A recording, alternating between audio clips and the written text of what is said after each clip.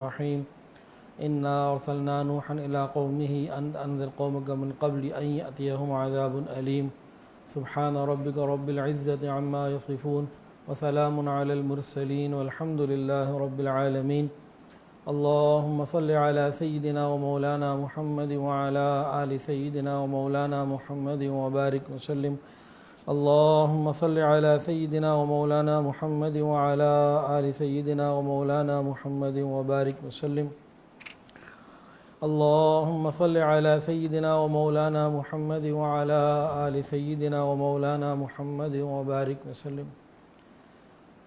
قصص القرآن کی سیریز میں گزشتہ رات سیدنا آدم علیہ السلام کا ذکر ہوا تھا۔ حضرت آدم علیہ السلام کا نام قرآن مجید میں 25 آیات میں 25 مرتبہ آیا ہے، اور آج حضرت نوح علیہ السلام کا ذکر ہوگا۔ حضرت نوح علیہ السلام کے نام پر قرآن مجید میں ایک پوری سورت موجود ہے، سورہ نوح 29ویں سپارے میں۔ آپ کو آدم ثانی کا لقب بھی ملا، اور حضرت آدم علیہ السلام کے بعد پہلے نبی ہیں جن کو رسالت بھی عطا کی گئی۔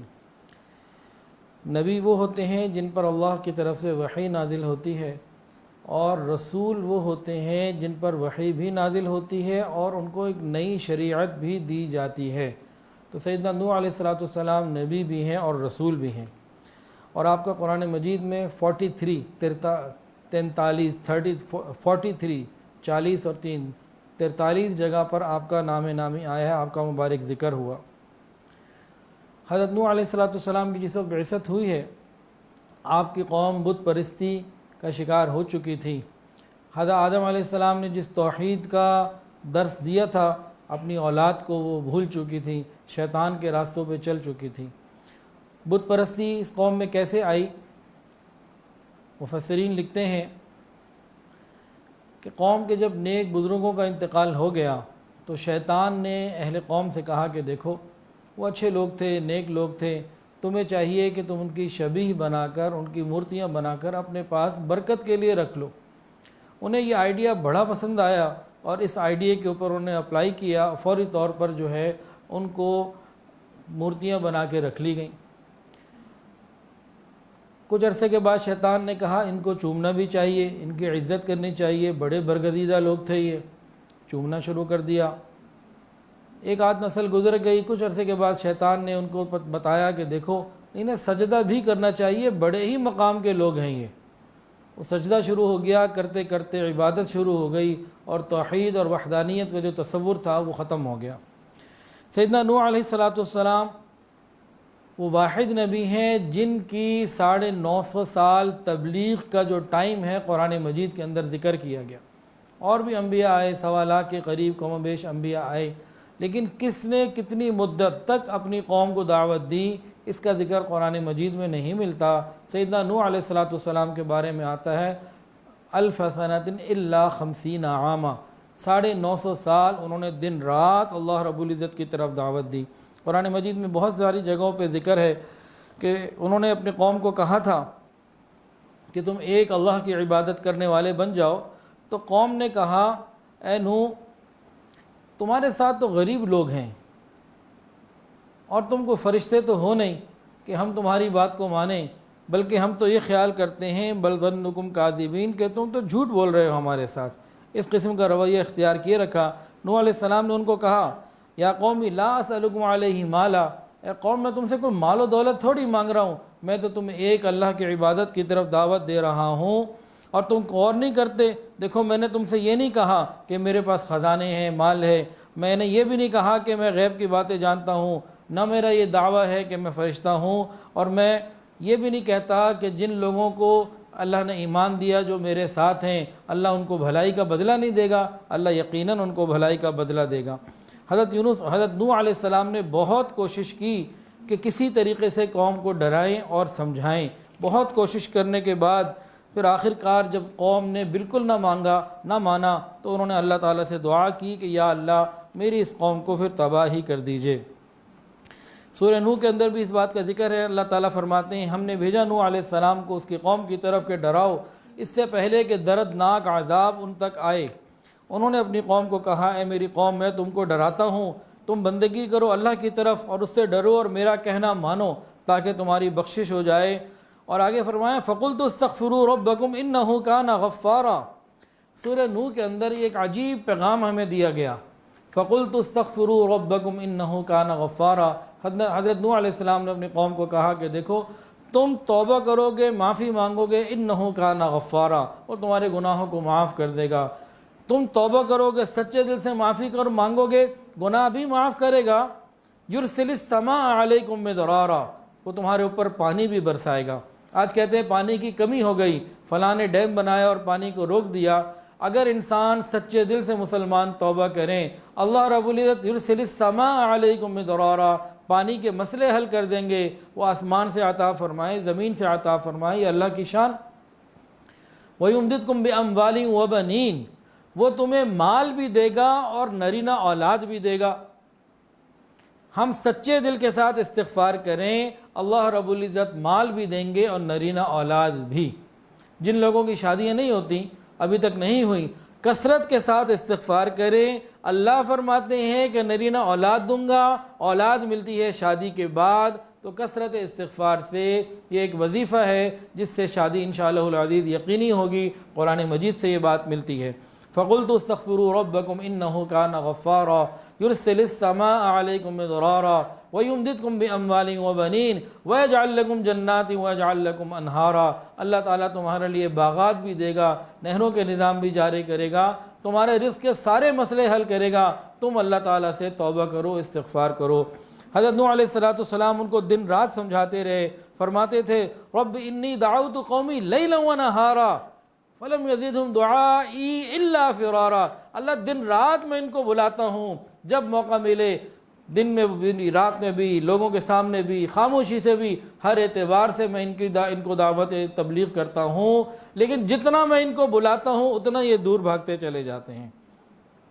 اور انہوں نے یہ بھی کہا تھا وَقَالُوا لَا تَذَرُنَّ آلِهَتَكُمْ وَلَا تَذَرُنَّ وَدًّا وَلَا سُوَاعًا وَلَا يَغُوثَ وَيَعُوقَ وَنَسْرًا، انہوں نے اپنی قوم سے کہا کہ ہرگز اپنے قوم کے لوگوں نے، قوم کے سرداروں نے اپنے قوم کے لوگوں کو کہا کہ دیکھو اپنے معبودوں کو نہ چھوڑنا، اور یہ 5 معبود جو پہلے کسی زمانے میں نیک بزرگ تھے جن کے ان لوگوں نے بت بنا لیے تھے، اب ان کی عبادت ہوتی تھی۔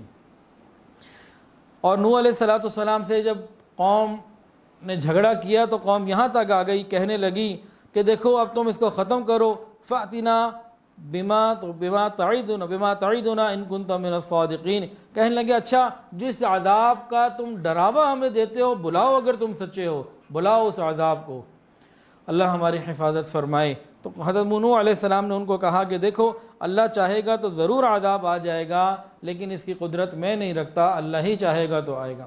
بہرحال حضرت نوح علیہ السلام اپنی قوم سے بالکل مایوس ہو گئے کہ اب یہ توبہ کر کے واپس نہیں آئیں گے۔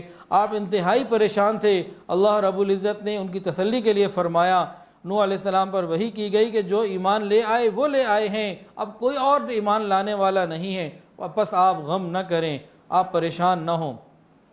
پھر حضرت نوح علیہ السلام نے اللہ سے مانگا رب لا تذر علی الارض من الکافرین دیارا، اے اللہ تو کافروں میں سے کسی ایک کو بھی زمین کے اوپر باقی نہ رکھنا، سارے کے سارے ہی تباہ ہو جائیں۔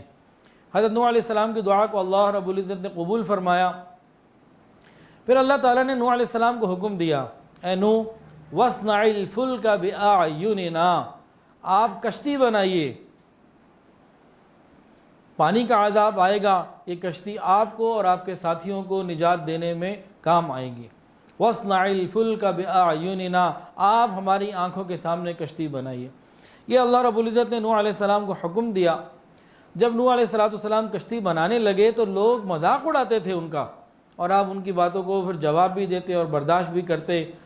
وَاصْنَعِ الْفُلْكَ بِأَعْيُنِنَا، یہاں ایک اور عجیب بات ہے۔ حضرت مولانا بشیر احمد شاہ جمالی رحمۃ اللہ علیہ، انہوں نے ایک دفعہ یہی آیت پڑھی تو فرمانے لگے کہ دیکھو اللہ رب العزت نے نوح علیہ السلام کو کشتی بنانے کا حکم دیا، آپ کوئی کشتی بنانے کا فن تو نہیں جانتے تھے، لیکن حکم کیا دیا وَاصْنَعِ الْفُلْكَ بِأَعْيُنِنَا، آپ کشتی بنائیے ہمارے حکم سے، ہم آپ کو دیکھ رہے ہیں، یعنی ہم آپ کی نگہبانی بھی کریں گے، ضرورت پڑنے پر آپ کی مدد بھی کریں گے، آپ کو ہر چیز جس چیز کی ضرورت ہوگی وہ ہمارے سامنے ہوگی، آپ کام کو شروع کیجئے۔ تو انہوں نے فرمایا کہ جب بھی بڑے اپنے چھوٹوں کو کسی کام کے کرنے کا حکم دیتے ہیں تو پھر بڑے پوری توجہ بھی رکھتے ہیں، خیال بھی رکھتے ہیں۔ ہمیں چاہیے کہ ہم اپنے بڑوں کے کام کو پورا کرنے کی طرف آ جائیں، وہ ہماری طرف متوجہ رہتے ہیں اور ہماری ضرورت کو پورا کرنے میں جو کام دیا جاتا ہے اس کے متعلق فکر مند رہتے ہیں۔ حضرت نوح علیہ السلام نے اللہ تعالیٰ سے مانگا کہ اللہ پھر پوری دنیا میں اوپر کوئی کافر باقی نہ رہے، پھر اللہ رب العزت کی طرف سے وہ عذاب بھی آ گیا اور جس کا کہ وعدہ کیا گیا تھا۔ اور حضرت نوح علیہ السلام نے جب دیکھ لیا کہ وہ علامت، جب انہوں نے دیکھا اس پہلی علامت کو جس کا ان سے ذکر کیا گیا تھا کہ زمین کی تہ میں سے پانی کا چشمہ ایک ابل گیا، تو ان کو معلوم ہو گیا کہ اب یہ وہ وقت ہے کہ پوری جگہ عذاب آئے گا اور پانی ہی پانی ہو جائے گا۔ پھر وہ اللہ رب العزت کے حکم سے خود اور اپنے ساتھیوں کو لے کر، بہت تھوڑی تعداد تھی، کہیں 40 لکھا ہے، کہیں 80 82 لکھا ہے، ان سب کو لے کے پانی کشتی میں سوار ہو گئے۔ اس کے بعد جب یہ لوگ کشتی میں سوار ہو گئے، اب پانی آتا اوپر سے بھی اور نیچے سے بھی، ہر طرف سے پانی ہی پانی آ گیا۔ جب اتنا پانی آیا کہ پوری قوم غرق ہونے لگی، حضرت نوح علیہ السلام نے اپنے بیٹے کو دیکھا، کنعان اس کا نام بعض جگہ لکھا ہے، حدیث میں تو موجود نہیں ہے لیکن تورات میں اس کا نام کنعان لکھا ہوا ہے۔ حضرت نوح علیہ السلام نے اپنے بیٹے کو آواز دی، یا بنی ارکب معنا، اے میرا بیٹا تو میرے ساتھ میری کشتی پہ سوار ہو جا۔ وہ سوار نہ ہوا، کہنے لگا میں وہ اونچی پہاڑی پر چلا جاؤں گا، قال سآوی الی جبل یعصمنی من الماء، میں اوپر پہاڑی کے اوپر چڑھ جاؤں گا، میں بچ جاؤں گا۔ نوح علیہ السلام نے فرمایا آج کوئی نہیں بچے گا سوائے اس کے جس کے لیے اللہ نے بچانے کا فیصلہ کیا ہو، سارے ہی غرق ہو جائیں گے۔ یا بنی ارکب معنا، اے میری اولاد، اے میرے بیٹے میری کشتی میں آ کے سوار ہو جا۔ یہ مجھے لگتا ہے کہ آج کے باپ کی آواز بھی یہی ہے۔ آج کا باپ بھی اپنی اولاد کو موبائل، انٹرنیٹ اور بے حیائیوں کی طغیانیوں میں اور سب بے حیائی کی موجوں میں اور بے حیائی کے طوفانوں میں غرق ہوتے ہوئے جب دیکھ رہا ہوتا ہے تو اپنی اولاد کو کہتا ہے یا بنی ارکب معنا، اے میرے بچے حیا کی کشتی میں سوار ہو جاؤ، دین کی کشتی میں سوار ہو جاؤ، اسلام کی کشتی میں سوار ہو جاؤ، بچ جاؤ گے، اگر نہ آئے تو یہ بے حیائی کی موجیں تمہیں غرق کر دیں گی۔ اور یہی کہ ایک آواز یہ بھی محسوس ہوتی ہے کہ علماء یہ آواز دے رہے ہیں اپنی قوم کو، یہ کیونکہ نبیوں کے وارث ہیں، انبیاء کے وارث ہیں، تو یہ اپنی وراثت کا حق ادا کرتے ہوئے قوم کو کہہ رہے ہیں یا بنی ارکب معنا، کہ تم اسلام کی کشتی میں سوار ہو جاؤ ورنہ بے دینی کی موجوں کے اندر غرق ہو جاؤ گے۔ لیکن قوم بھی آج واپس آنے کے لیے تیار نہیں۔ حضرت نوح علیہ السلام نے دیکھا ان کا سگا بیٹا اپنی آنکھوں کے سامنے غرق ہو گیا۔ اللہ رب العزت ہماری حفاظت فرمائے۔ باپ کے سامنے بیٹا بیمار ہو جائے تو باپ تڑپتا ہے، تکلیف ہوتی ہے، اور باپ کے سامنے بیٹا حالت کفر میں موت کا شکار ہو جائے تو نوح علیہ السلام کے دل میں کتنا غم ہوا ہوگا۔ انہوں نے اللہ سے مانگا، اللہ تیرا وعدہ تھا تو میرے اہل کو بچائے گا۔ اللہ تعالیٰ کی طرف سے جواب آ گیا، لیس من اہلک انہ عمل غیر صالح، کہ نوح علیہ السلام یہ آپ کا بیٹا ہی نہ تھا، سگا بیٹا ہے۔ فرمایا اے نوح علیہ السلام یہ آپ کا بیٹا ہی نہ تھا، انہ عمل غیر صالح، کہ اس کے عمل ٹھیک نہیں تھے۔ علماء نے فرمایا کہ انسان اپنے کردار اور عمل کا خود ہی جواب دہ ہے۔ باپ کی بزرگی، باپ کا مرتبہ، یہ اولاد جو نافرمان ہو اس کے کام نہیں آیا کرتی، نہ ہی سعادت مند بیٹے کی سعادت باپ کی سرکشی کا بدلہ بن سکتی ہے۔ یہ دو مثالیں ہمارے سامنے ہیں۔ حضرت نوح علیہ السلام کا بیٹا غرق ہوا اور حضرت ابراہیم علیہ السلام کے والد آذر جو ہے وہ ایمان نہ لے کر آ سکا۔ تو اللہ رب العزت ہمیں اس بات کی سمجھ عطا فرمائے، ہمیں خود بھی فکر کرنی ہے۔ حضرت نوح علیہ السلام ملتا ہے کہ اللہ رب العزت کے اوپر کامل اعتماد اور بھروسہ انسان ضرور کرے، لیکن اسباب جو ظاہری ہیں ان کو بھی استعمال کرے۔ ظاہری اسباب کا اختیار کرنا توکل کے منافی نہیں، توکل کے خلاف نہیں۔ جیسا کہ حضرت نوح علیہ السلام نے کشتی بنائی، اللہ چاہتے تو ویسے بھی بچا سکتے تھے، لیکن ظاہری اسباب کو اختیار کرنا یہ انسان کے لیے ضروری، توکل اللہ پہ رکھنا، ظاہری اسباب کو اختیار کرنا۔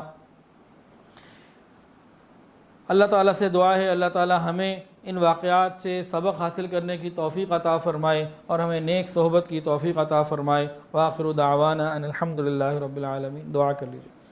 الحمدللہ رب العالمین، الحمدللہ رب العالمین، وصلی اللہ علی النبی الامی الکریم۔ ربنا ظلمنا انفسنا وان لم تغفر لنا وترحمنا لنکونن من الخاسرین۔ اللہ ہم آپ کے عاجز مسکین بندے ہیں، اللہ ظاہر میں بندے، حقیقت میں نہایت ہی گندے ہیں۔ یا اللہ ہمارے دلوں کی گندگیوں کو دور فرما، ہمارے سینوں کو اپنے نور سے منور فرما، ہمارے دلوں کو اپنی یاد سے آباد فرما۔ رب کریم سینوں کو اپنی محبت سے لبریز فرما، خطاؤں سے درگزر فرما، عیبوں کی پردہ پوشی فرما۔ اللہ اپنی رحمتوں کی پشت پناہی نصیب فرما۔ رب کریم سر کے بالوں سے لے کر پاؤں کے ناخنوں تک نیکی تقوی عطا فرما، حیا اور پاک دامنی والی زندگی عطا فرما، بے حیائی سے محفوظ فرما۔ یا اللہ کرونا کی اس تکلیف سے پوری انسانیت کو نجات عطا فرما، بالخصوص امت محمدیہ کو نجات عطا فرما۔ یا اللہ ہمارے آنے والے وقت کو پہلے سے بہتر فرما، ہم میں اور ہمارے گھروں میں جو بیمار ہے شفا عطا فرما، جو پریشان ہے پریشانیوں کو دور فرما۔ رب کریم جو مقروض ہیں قرضوں کی ادائیگی کے آسان اسباب اپنی رحمت سے پیدا فرما۔ یا الہ العالمین ہمارے روزے کو قبول فرما۔ ہماری 2 تراویح ہو چکی، تمام لوگوں نے پوری دنیا میں جہاں بھی تراویحیں پڑھی ان کی تراویحوں کو قبول فرما۔ یا الہ العالمین سحری افطاری کو قبول فرما۔ یا اللہ اس رمضان کو ہماری زندگی کا بہترین رمضان بنا دیجئے، گناہوں سے پاک رمضان ہو، اللہ ہمیں معاف فرما دیجئے۔ یا اللہ جن گناہوں کی وجہ سے آپ ناراض ہیں اور سختیاں ہم سب کے اوپر ہیں، اللہ ہم معافی مانگتے ہیں، پوری امت کو معاف کر دیجئے، اللہ پوری دنیا کو معاف کر دیجئے، آسانیاں پیدا فرما دیجئے۔ یا الہ العالمین اپنی رحمت فرما دیجئے۔ یا اللہ لاک ڈاؤن کے اندر کتنے لوگ ہیں، دن رات پریشانیوں کی خبریں آ رہی ہیں، ہر طرف ڈپریشن، ذہنی مریض، تکلیفیں اور وسائل کا نہ ہونا، اور آگے مزید تنگیوں کی طرف بڑھتا جا رہا ہے سلسلہ۔ اللہ رحمت فرما دیجئے، اللہ اپنی رحمت فرما دیجئے، تنگیوں سے ہماری حفاظت فرما۔ ربنا ولا تحملنا ما لا طاقت لنا به۔ اللہ آپ نے قرآن کے اندر فرمایا ہے کہ آپ کسی کو اس کی ہمت سے زیادہ تکلیف نہیں دیا کرتے، اس کو تکلیف نہیں پہنچا کرتی۔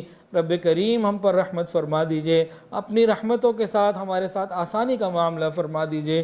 یا اللہ آپ کو حضور پاک صلی اللہ علیہ وسلم کا واسطہ ہم دیتے ہیں، اللہ رحمت فرما دیجئے، اللہ اپنے بندوں پر رحمت فرما دیجئے، اللہ اپنے بندوں پر رحمت فرما دیجئے، اے کریم رحمت فرما دیجئے، یا حنان مہربانی فرما دیجئے، یا منان مہربانی فرما دیجئے۔